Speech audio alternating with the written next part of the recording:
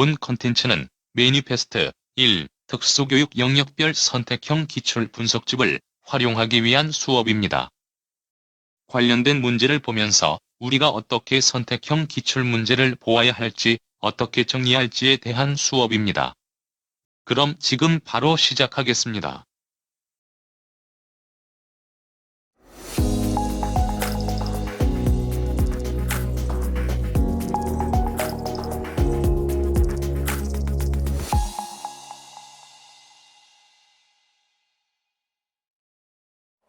자, 이제 볼 내용은 네 번째 챕터인 특수교육공학 내용입니다. 이 공학 같은 경우에도 현재 서다분과 별 차이가 없습니다. 제일 많이 나오는 내용이 우리가 알고 있는 웹 접근성 지침, 그 다음에 나오는 내용이 보편적 학습 설계, 이 부분이 이제 시험 문제 많이 나오거든요. 그래서 이 부분을 위주로 좀 봐주시면 좋을 것 같고요. 그리고 미리 말씀드리는데 지금 보고 있는 선택형 문제 같은 경우는 특정 책에서 많이 나왔어요. 근데 이 특정 책 같은 경우에는 이제 시험 문제 나오기 좀 어렵게 돼 있습니다.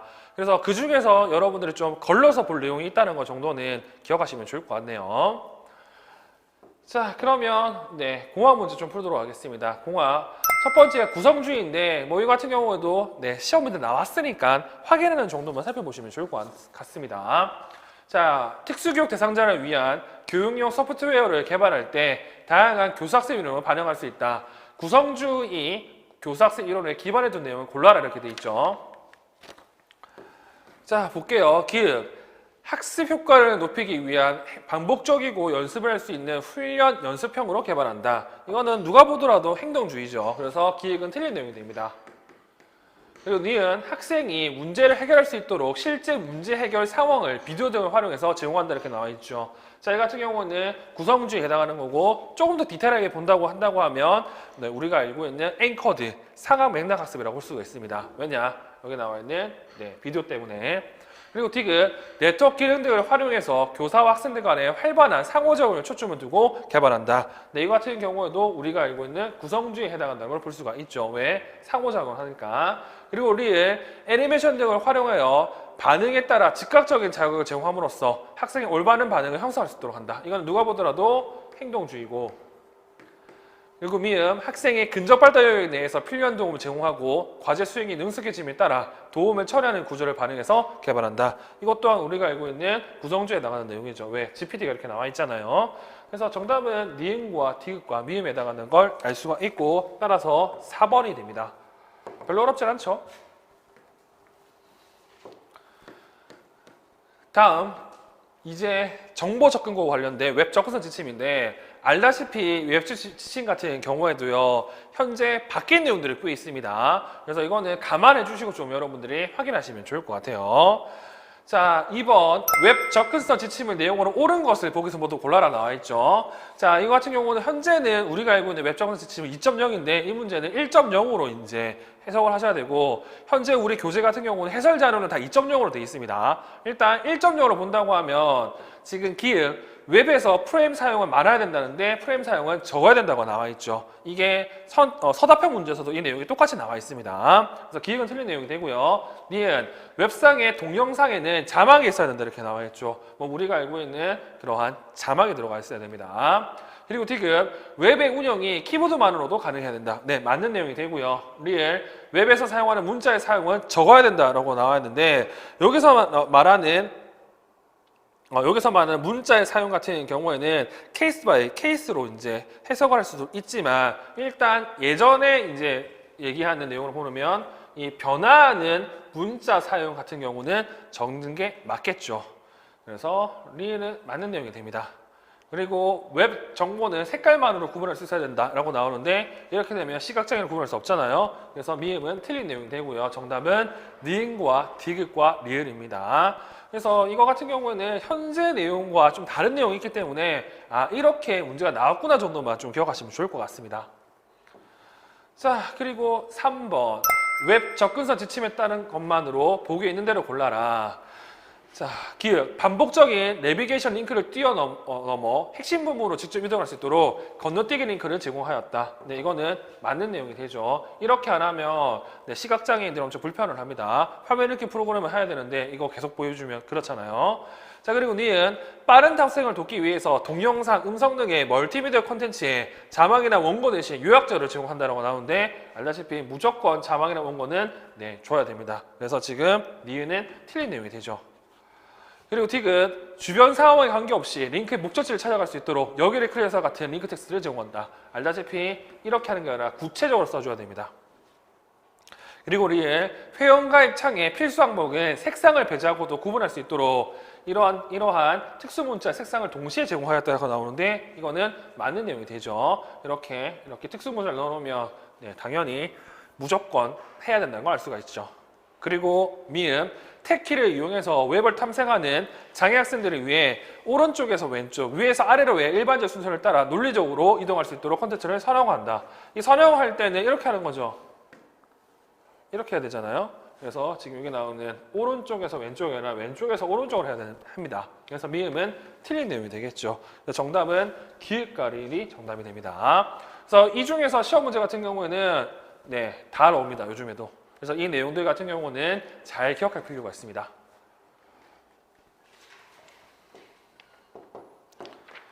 자, 그리고 다음 문제 이제 보편 학설계가 나오죠. 자, 4번 문제 같은 경우는 개인적으로 이 내용이 또 나올 수도 있다고 생각을 합니다. 4번 문제와 관련된 내용은 잘 기억하시고요. 왜 그러냐면 이 보편적 학설계와 비교할 수 있는 게 보편적 설계와 비교할 수 있고 그리고 보편적 학설계와 보조공학을 비교할 수 있잖아요. 그 내용들이 여기 다 나와 있거든요. 자, 기억, 보편적 학설계는 교육과정에 개발된 후에 적용되는 보조공학과는 다르게 교육과정이 개발되기 전에 이루어진다. 맞는 내용이 됩니다. 그래서 보편적 학설계 같은 경우에는 미리 만들어 놓고요. 보조공학 같은 경우는 만든 다음에 적용하는 형태가 되는 거죠. 자, 그래서 이 내용이 방금도 얘기했지만 UDL과 보조공학 AT를 비교하는 내용입니다. 자, 니은 보편적 학설계는 교육 내용이나 교육 자료를 개발할 때 대안적인 방법을 포함시킴으로써 별도의 교수적 수준을 하지 않도록 하는 것이다. 이렇게 되어 있죠. 이 보편적 학설계 같은 경우는 미리 이런 것들을 다 대비해 놓습니다. 그렇기 때문에 따로 교수적 수준할 필요가 없죠. 그래서 지금 니은 같은 경우에는 맞는 내용이 되는 거고요. 딕은 보편적 학설계는 건축 분야의 보편적 설계에서 유래한 개념으로 학습에서 인지적 도전 요소를 제거하고 지원을 최대화하는 것으로 제공하는 것이다. 알다시피 보편적 학설계에서는 인지적 도전 어느 정도 유지를 해야 됩니다. 그래야 학습이 이루어지니까요. 그래서 딕 같은 경우는 UDL과 UD를 비교한 내용이라는 것 정도도 확인할 수 있겠죠. 리을, 보편적 학설계는 일반 교육과정의 수준을 낮추는 것이 아니라 융통성 있는 다양한 방법을 제시함으로써 장애 학생이 일반 교육과정에 접근할 수 있도록 하는 것이다. 맞는 내용이 됩니다. 그래서 기읍과 니은과 리을이 정답이고 따라서 3번이 정답이 되겠죠. 자, 그리고 5번 문제. 자, 5번 문제 같은 경우는 보편적 학습 설계 원리를 따라서 하는 건데 알다시피 이 보편적 학습 설계 안에는 보편적 설계 원리들이 들어가 있어요. 그래서 이 문제 같은 경우는 실제로는 보편적 설계 원리로 접근하는 게 조금 더 잘 풀 수 있습니다. 자, 기읍, 실수에 즉각적으로 반응하는 보조공학 기구를 선택해서 제공한다. 알다시피 보편적 설계의 7가지 원리 중에서는 오류에 대한 포용성, 관용이 있잖아. 그런 의미에서 본다고 하면 기획은 틀린 내용이 되고요. 니은 교실에서 교사 자리 가까이에 준호와 영주를 위한 장애 유아 지정성을 제공한다. 이 지정서 같은 경우는 어디에 위배된다고? 공평한 사용에 위배되잖아요. 그래서 니은은 틀린 내용이 됩니다. 그리고 딕은 교통안전 규칙 지키기를 지도할 때 그림, 언어, 촉각 표시 등 다양한 모두가 함께 제공된 도로교통 표지판을 제작해서 활용한다. 이 같은 경우는 포인트가 뭐냐면 다양한 모드가 제공되는, 다시 말해서 시각, 청각, 촉각이 다 제공되는 거잖아. 이 같은 경우는 지각할 수 있는 정보죠.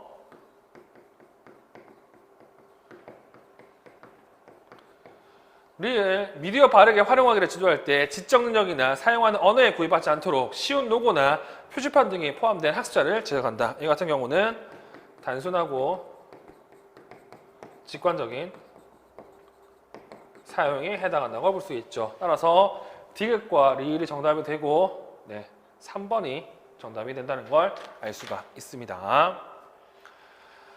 다음 6번 문제, 보편적 설계 원리에 해당하는 것만 골라야 하는데, 자, 내용을 보시면요. 이 원리는 응용특수공학센터 캐스트에서 장애 학생을 포함한 모든 학생들이 교육과정에 접근할 수 있도록 하기 위한 제안된 3가지 원리 중 하나다.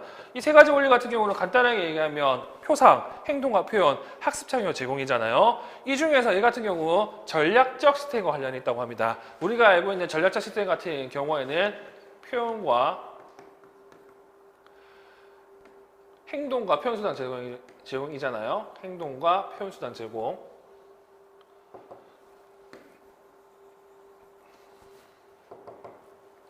그래서 행동과 표현 수단 제공과 관련이 있다는 걸 알 수가 있고, 그 예 중에 하나가 뭐가 있냐면 장애 학생을 비롯한 모든 학생의 학업 성취도를 측정하고 평가하기 위해서 교육과정 내에 다양한 옵션을 마련한 것을 포함한다는 내용이 나와 있죠. 이 내용을 본다면 아는 것을 표현하게 만드는 아웃풋과 관련있잖아요. 그래서 그 내용을 종합해 보면 다양한 행동과 표현 수단 제공에 해당한다는 걸 알 수가 있습니다. 근데 이거 같은 경우는 표현이 지금 우리가 알고 있는 2.1 내용보다는 1.0에 가까운 표현들이 있습니다. 그래서 이것도 그냥 이런 게 있다는 것 정도만 기억하시면 될 것 같네요. 자, 그러면 한번 보도록 하겠습니다. 보기를 보시면요. 기획, 학생 개개인의 인지 능력을 고려해서 다양한 옵션을 기억 지원 방법을 제공한다. 이거는 인풋과 관련이 있잖아요. 그래서 이거는 표상 제공에 해당하는 거죠. 그래서 기획은 틀린 내용이 되고, 니은 학생 개개인의 운동 능력을 고려해서 다양한 옵션의 신체적 반응 양식을 제공한다. 이거는 우리가 알고 있는 행동과 표현 수단 제공에 해당하는 내용이죠. 그리고 학생의 동기를 최대화하기 위해 다양한 옵션과 도전 지원 수준을 마련한다. 이거는 학습 참여와 관련 있는 내용이기 때문에 틀린 내용이 되고, 리엘 학생 개개인의 표현 능력을 향상시키기 위해 다양한 옵션의 글씨 도구를 제공한다. 이거는 맞는 내용이 되죠. 그리고 미음 학생 개개인의 이해를 돕기 위해 배경 지식을 활성화시킬 수 있는 다양한 옵션을 제시한다. 이것도 표성과 관련된 내용입니다. 이 문제 같은 경우도 보시면 알겠지만 우리가 알고 있는 그 캐스트가 언급했던 가이드라인 내용에 소위 말해서 1부터 9까지 내용을 이렇게 표시해 놓은 겁니다. 1부터 9까지 내용에 구체적 내용들이 나와 있죠. 1.1이나 뭐 이렇게. 그래서 이런 내용들도 지금 현재 중요하기 때문에 관련된 표를 여러분들이 꼭 기억하실 필요가 있고요. 따라서 정답은 니은과 리를 되고, 그래서 2번이 정답이 됩니다. 자, 그리고 7번 문제고요. 이 7번 문제 같은 경우도 딱 보면 알겠지만 이게 현재 보고 있는 내용과 좀 다르다는 걸 알 수가 있죠. 이렇게 가로에서 다양한 표상, 정보 제시가 나와 있잖아요. 그래서 이게 제대로 문제를 낼 거라면 캐스트가 언급했던 1.0이라든지 2.0이라는 표현이 들어갔어야 돼. 근데 그렇지 못했다는 거. 자, 그러면 지금 첫 번째 원리 중에 하나인 다양한 표상 제공과 관련된 내용을 보시면 되겠네요. 자, 기획, 나누어주는 자료 중 중요한 부분을 미리 형광펜으로 표시해 놓는다. 이거는 인풋과 관련이 있죠. 맞는 내용이 되어 있죠. 니은 문학 작품을 읽고 난 후 소감을 그림 등으로 제출하도록 하였다. 이거 같은 경우는 아웃풋과 관련이 있고 우리가 봤던 행동과 표현 수단과 관련된 내용이잖아요. 그래서 니은은 틀린 내용이 됩니다. 그리고 디귿, 배경 지식을 활성화하기 위해 주제와 관련 있는 동영상을 보여주었다. 똑같이 배경 지식 내용에 나와 있잖아. 이것도 표상이라고 말씀드렸죠. 그렇기 때문에 디귿은 맞는 내용이 되고요. 리을, 독후감 과제 수행 시 자신의 수준과 취향에 맞는 내용을 선택하도록 하였다. 이거 동기와 관련된 내용이죠. 그래서 이거는 학습 참여. 따라서 리을은 틀린 내용이 되는 거고, 미음, 학급 문구에 국어 수업 내용과 관련 있는 다양한 종류의 오디오북을 구비해 놓았다. 이 같은 경우에는 인풋과 관련이 있겠죠. 오디오북, 청각. 그래서 지금 미음은 맞는 내용이 됩니다. 그래서 기읍과 디귿과 미음이 정답이라는 거. 그래서 이런 식으로 문제가 많이 나왔기 때문에 이거는 뭐 어쩔 수 없이 그대로 외울 수밖에 없겠죠. 자, 다음 문제를 보도록 하겠습니다. 다음 문제는 특수교육과 컴퓨터 활용과 관련된 내용이고요. CAR과 관련된 내용이 나와 있죠. 저는 개인적으로 요즘에 유형을 계속 물어보지만 이 형태로 물어볼 가능성이 있다고 생각합니다. 그래서 여기 보기에 나와 있는 내용들을 여러분들이 잘 기억하시면 좋을 것 같아요.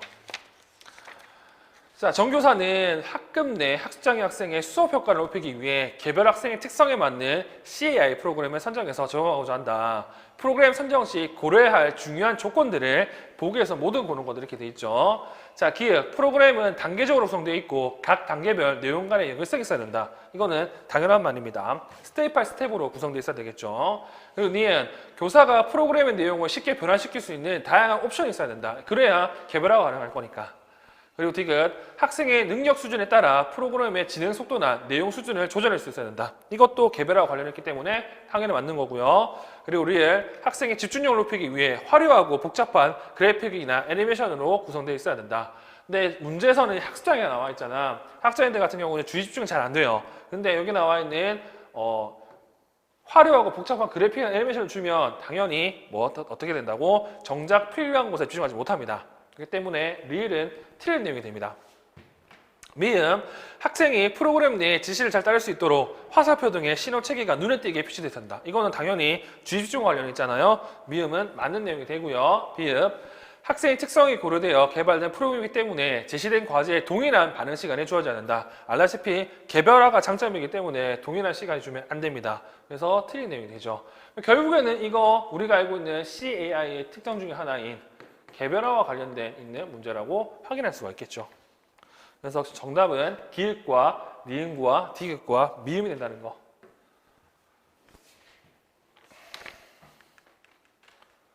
자, 그리고 9번 문제는요. 교육용 소프트웨어 선정과 평가인데 이 문제 같은 경우는 이건 문제 말고도 서사평에서도 시험 문제 많이 나왔습니다. 근데 이거 같은 경우에는 지금은 좀 뭐라고 해야 될까? 우선적으로 볼 내용은 아니라고 생각하고요. 그 이유는 방금 얘기했던 이 전체 선택형 문제가 특정 책에서 나왔는데 그 특정 책이 이제 시험 문제 나오기가 힘들게 되었습니다. 일단 알아야 될 건, 우리가 알고 있는 교육용 소프트웨어 선정과 평가는 선정할 때도 어떻게 해야 된다고? 초학문제 팀으로 해야 되고요. 그리고 평가할 때도 소문제 팀으로 해야 된다는 거. 자, 그래서 적절한 것을 있는 대로 골라라고 하죠. 학급에서 교수학습용 소프트웨어 프로그램을 선정할 때는 거시적 관점의 외부 평가와 미시적 관점의 내부 평가 과정을 거친다. 이러한 평가 과정은 팀 접근을 통해 이루어지는 것이 바람직하며 장애 학생의 교육적 요구에 부응하고 학습 장면에서 실제적 효용성을 볼 수 있는 프로그램으로 선정해야 된다 이렇게 돼 있죠. 자, 그러면 기획을 위해 외부 평가를 위해 팀을 구성할 때는 장애 특성에 대한 지식이나 교과 지도 경험이 없는 전문가를 구성해서 프로그램 선정에 대한 개인적인 관점을 배제하고 프로그램의 기술과 공헌에 초점을 두는 평가를 한다 이렇게 돼 있죠. 알다시피 이러한 외부 평가자의 자질 중에 하나가 뭐가 있다고요? 네, 장애 특성에 대한 지식이 있어야 되고 그리고 교과 지도 경험이 있어야 된다는 내용이 있죠. 그래서 지금 기획은 가는 틀린 내용이 됩니다. 자, 니은 내부 평가죠.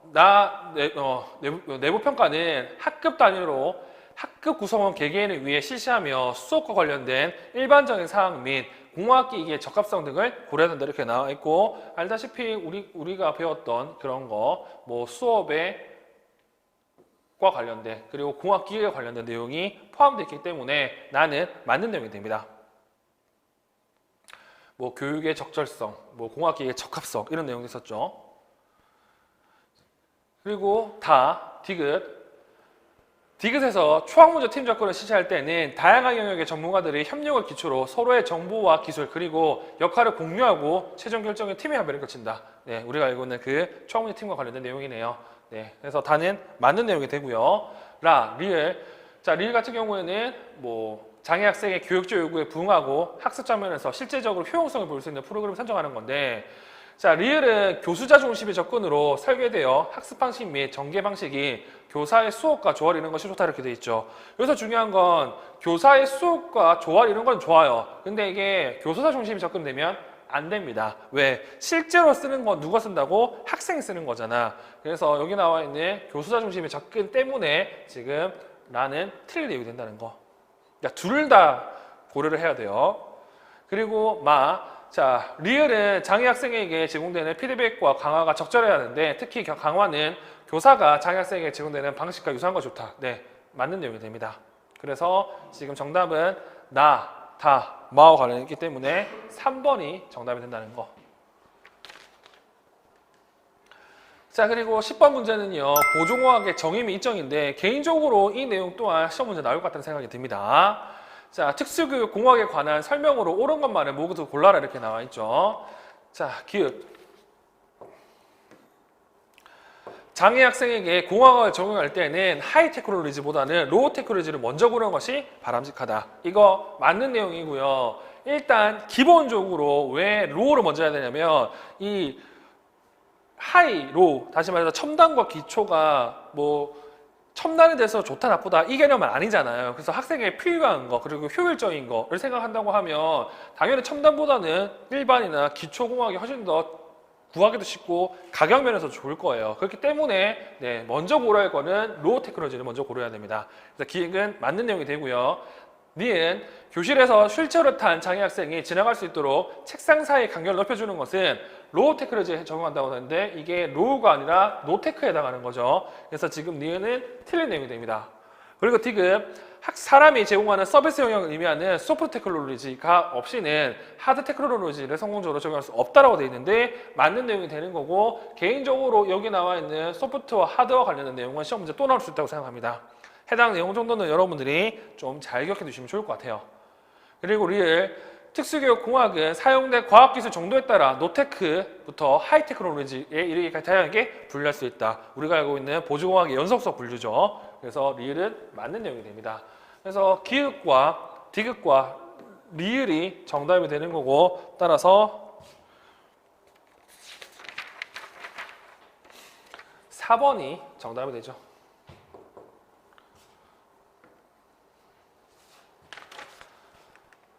자, 그리고 11번 문제. 보조공학의 사정 및 유형인데 자, 이거 같은 경우에는 개인적으로 이거 시험 문제 나올 수 있겠구나라는 생각이 드는 게 몇 가지가 있습니다.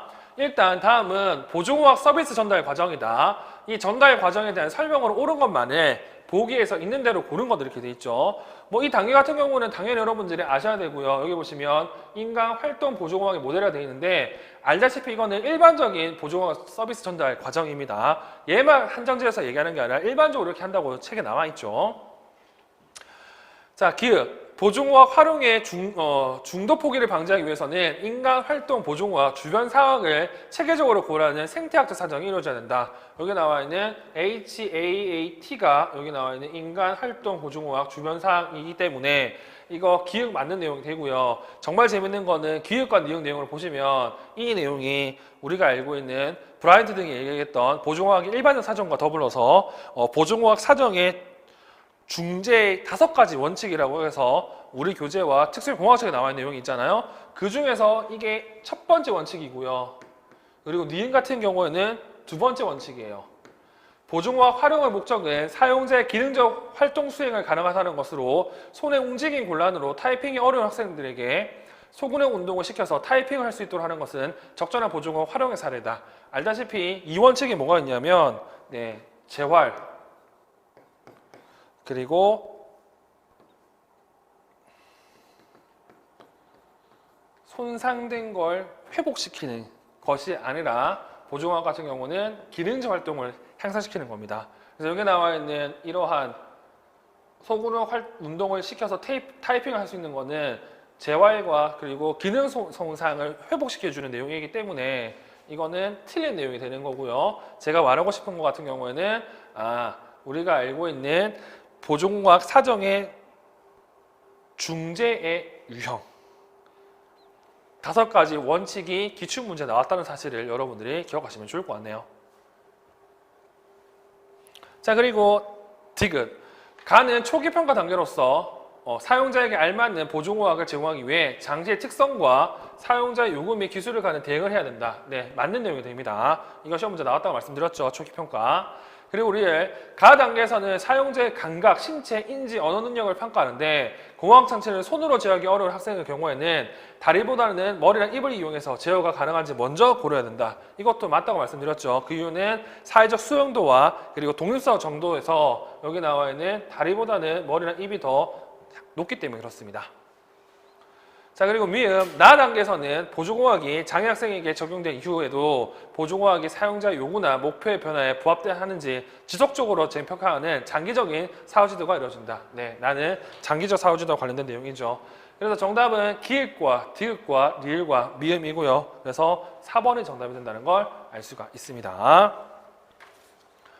됐죠? 이렇게 가지고 우리가 공학 내용을 보는데 공학 같은 경우도 지금도 계속 나오는 부분 계속 나옵니다.